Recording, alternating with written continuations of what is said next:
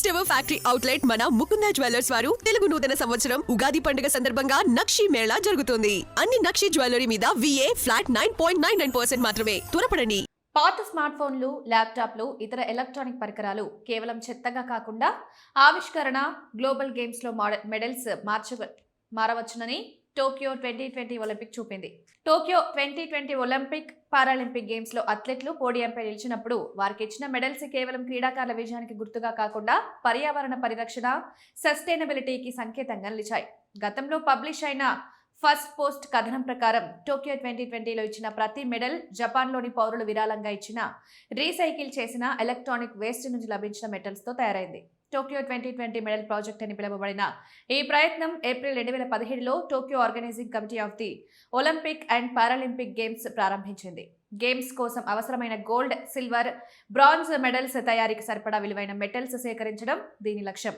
పాత లేదా అవసరం లేని ఎలక్ట్రానిక్ పరికరాలు సేకరించడానికి జపాన్ అంతటా పోస్ట్ ఆఫీసులు, మున్సిపల్ కార్యాలయాలు, ఎలక్ట్రానిక్ స్టోర్లలో కలెక్షన్ బిన్స్ ఏర్పాటు చేశారు. 2 సంవత్సరాల వ్యవధిలో సుమారు 78,985 టన్నుల ఎలక్ట్రానిక్ వేస్ట్ సేకరించినట్టు టోక్యో 2020 వివరించింది. ఇందులో సుమారు 6.21 మిలియన్ పాత మొబైల్ ఫోన్లు, డిజిటల్ కెమెరాలు, ల్యాప్టాప్లు, హ్యాండ్ హెల్డ్ గేమింగ్ డివైస్లు ఉన్నాయి. ఎలక్ట్రానిక్ పరికరాల్లో చిన్న మొత్తంలో విలువైన మెటల్స్ ఉంటాయి. ఎలక్ట్రికల్ కనెక్షన్స్ కోసం గోల్డ్, కండక్టివిటీ కోసం సిల్వర్, బ్రాంజ్, అలాయ్ కాపర్ లాంటివి ఉంటాయి. నైపుణ్యం గల రీసైక్లింగ్ కాంట్రాక్టర్లు ఈ పరికరాలను విడదీసి, క్రష్ చేసి, స్మెల్టింగ్ ద్వారా విలువైన మెటల్స్ను తీసుకున్నారు.